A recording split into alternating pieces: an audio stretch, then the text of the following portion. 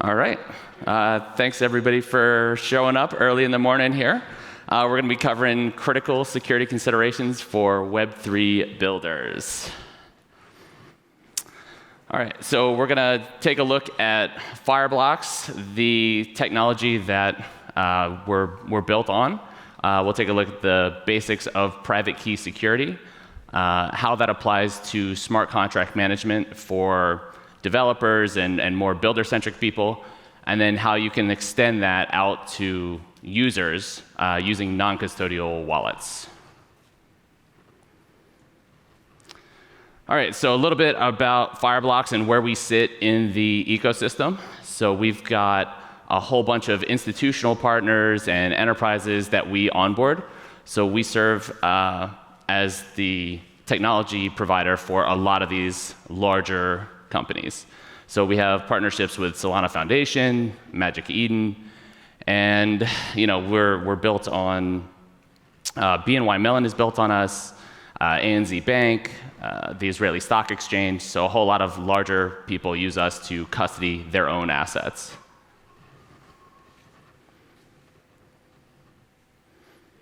All right, so the pillars of private key security. So everybody's familiar with your Phantoms, your MetaMasks, really pretty straightforward products. But there's tons of security problems with them. And what we're built on is what's called MPC technology, multi-party computation. And the way that works is instead of having a single private key sitting somewhere, you've got it split into multiple key shards. So with Fireblocks' implementation, we split it into 3 separate key shards. And there's never at any point a fully formed private key that can be extracted. So 2 of those private key shares are hosted by Fireblocks and stored in Intel SGX enclaves. And those are secure chips on a server. And the point of that is that someone who has access to the physical server can't necessarily get access into that secure enclave. There's some lab type stuff you can do with drills and lasers, but outside of that, they're very secure chips. And then the third layer that comes into play is the transaction authorization policy, and that's essentially allows you to control who can send how much of what assets where. So if you combine all these 3 things together, you've got separate geographically located key shares. You've got them secured in those enclaves, and then you have a set of access controls. So if you think about these access controls, it's say you've got like a top-level wallet that acts as your cold storage, where only the CEO has the approval to move things out of that. Then you can have a second wallet where maybe it's like a 2 of 3, and that's for your payroll team, and they can pay out people in USDC. And then you can put in other sorts of rules limiting what smart contracts can be interacted with, how much like dollar value can be moved out of an account in a transaction or in a day. So say you could put like a $10,000 limit, can't move more than that in a day out of a certain account. So you can see how you combine all these 3 layers together, and you get like a very systemic approach to security.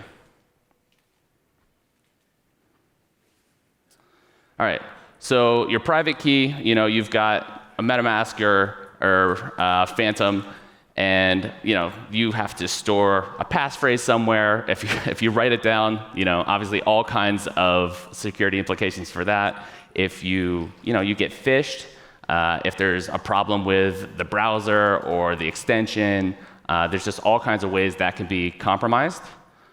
So the evolution of that has been like the multisig, where let's say you've got a 5-person organization and you need 3 out of 5 to sign off. So one of the problems, it's fast, it's cheap, it's good to get up quick and easy, but let's say you're very successful, which I hope everybody aims to be, and you get a ton of volume locked into some kind of protocol that you've built, and essentially that's all behind a multisig. So if you've got 5 people, there's 5 private keys underneath of that. Somebody malicious, all they have to do is figure out who are those 5 people and then slowly work their way through them because they have an unlimited amount of time to compromise 3 of them, and then they've compromised the protocol. So with MPC, we see that as sort of the evolution of the multisig, where you get a tremendous amount more security and flexibility around how you implement and control access to your assets and private keys. And then if you want to get really giga-brain with it, if you think about it, underneath the multisig, it's just a bunch of private keys, and you can break all of those up using MPC technology and really compound your security.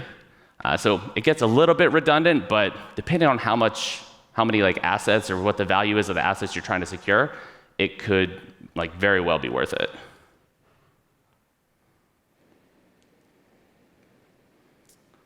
All right, so in terms of smart contracts, so one of the things I really like about the Solana ecosystem is that it was really designed with upgradability in mind.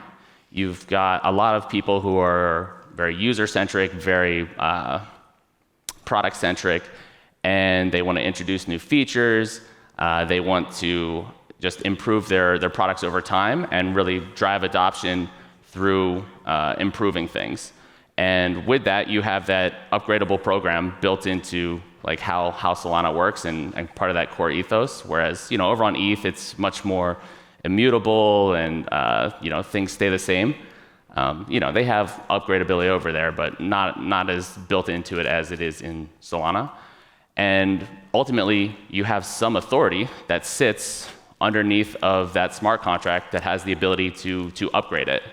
And so when you need to secure those private keys, and you've got that stack rank of different options, MPC is like an excellent solution that you can use to secure the private keys that have the upgradability permissions to your smart contracts. So if we look at kind of the future and where we see things growing, and some of the conversations that at least I've been having with Fireblocks customers, is a lot of people are excited about smart contract wallets. And so if we combine a couple of these ideas together that you see in the Solana ecosystem, you can see how you're going to develop a large amount of smart contracts being developed in the near future. So if you look at the Marinade and their native staking, there is a way to stake your assets with Marinade, and then there's 2 separate authorities where you have a stake authority and a withdrawal authority. And so the stake authority has the ability to move around and delegate the SOL to different validators and has a certain set of permissions over those assets.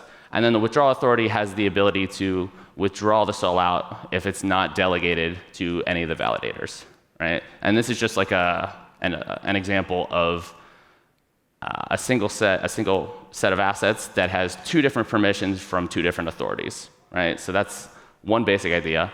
And then you look at something like an Orca, where you can do concentrated liquidity providing, earn some yield, and you combine that with Camino, right, who will automate the allocation of your liquidity on Orca and manage that for you.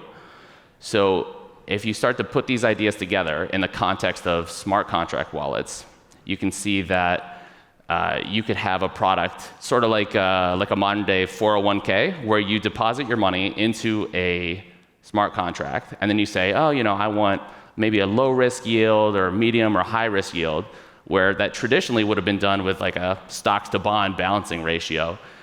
You could have a smart contract automatically say, okay, if somebody only wants 6-7% yield, they go over to staking. If they want 40% yield, we push them into some sort of lending, borrowing, some kind of more advanced vault, like a whole suite of features. But an end user would only need to deposit into a smart contract. And the way that would work is you would develop this huge web of smart contracts that would manage sort of the allocation of the assets. And so if we bring this kind of back to the private key security and the sort of operational efficiency of using MPC, you could do that with a single Fireblocks implementation, where you have all these different smart contracts, and you've got the various teams, maybe probably within one org, so 10, 20 developers. They're all allocated to different smart contracts that they work on, that they maintain. But using Fireblocks, you can manage that all within one location. You can separate out who has permissions to upgrade which smart contracts, as opposed to a multi-sig solution where you maybe have like this huge monolithic multi-sig with everybody on it, which is less secure, or you'd have a whole bunch of smaller multi-sigs, which is like a nightmare operationally to maintain. So if we extend, so that's from like a more developer-centric perspective on how you can maintain private key security for all your smart contracts. If we think about how users actually want to hold and deploy assets, they don't necessarily want to store them in smart contracts because there's an inherent amount of risk to just leaving assets sitting in a smart contract. So what you can do with that is you can combine it with a non-custodial wallet approach, where you have the user holding their own assets in something non-custodial, and then they use that to deploy into smart contract wallets that have the advanced features and functions that make their lives like much easier. All right, so the Fireblocks non-custodial wallet.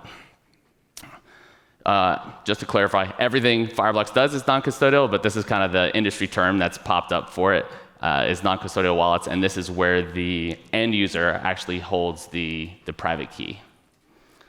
So what it is fundamentally is it's an SDK that developers can plug into to manage private keys for end users. So if you think of the typical flow of sort of like a Web2 application, where a user comes in, they sign up for an account with an email address or a username or maybe some kind of social sign-in.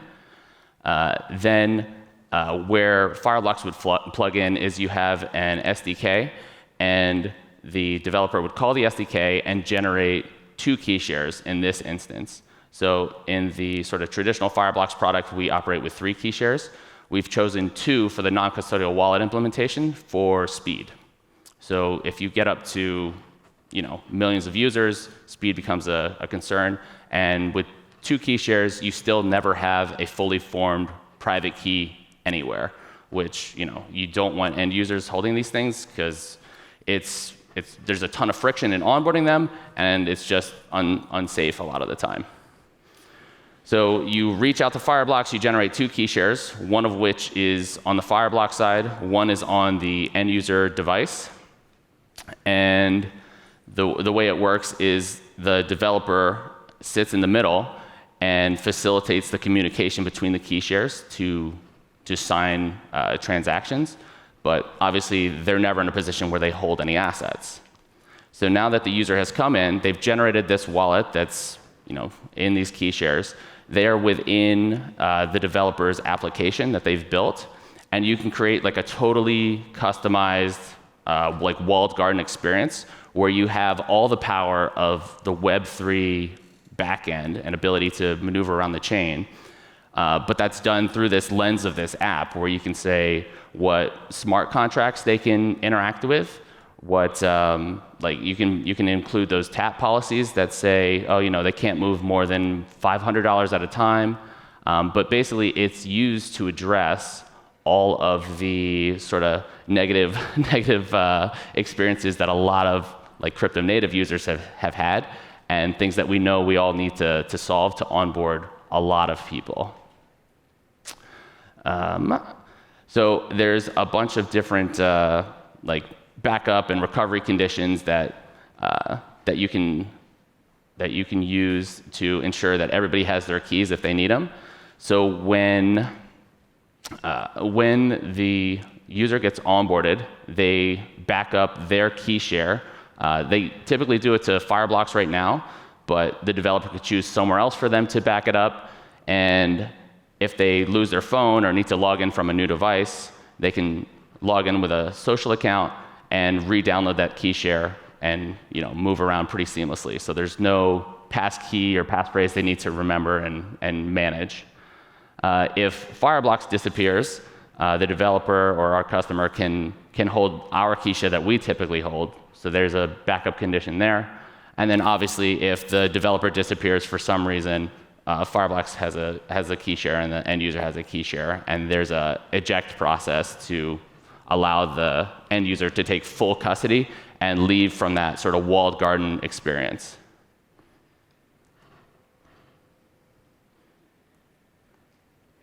But yeah, so we covered a lot of ground. So you can use Fireblocks to improve your sort of treasury use case and basic operational thing, like operational stance, like a lot of our traditional customers do. And then moving into like a more Web3 perspective, you're able to secure lots of smart contracts and really scale that process with the growth of development teams. And then you can extend that security all the way down to the end user and be able to ensure that those users have a very secure and sort of friendly introduction to the Web3 space, while at the same time not holding any of their assets and allowing them to leave at any time. So I've got my X up there. It's Prezzel. I've got the Solana monkey business, and then I have my doodle on some of my other profiles. I got to farm the bananas with the monkey, and then we've got our developer docs. If you guys want to take a look. So one thing to note is that the non-custodial wallet support is not out for Solana quite yet. We're supposed to have it this month, but a couple challenges with our engineering team. So that's coming out in Q1. And I look forward to talking to you all. So I'll be around if anyone wants to chat Fireblocks or any crypto stuff. And then anyone watching remotely can hit my socials if you want to chat, and I'll get you routed to the right place at Fireblocks. Thanks.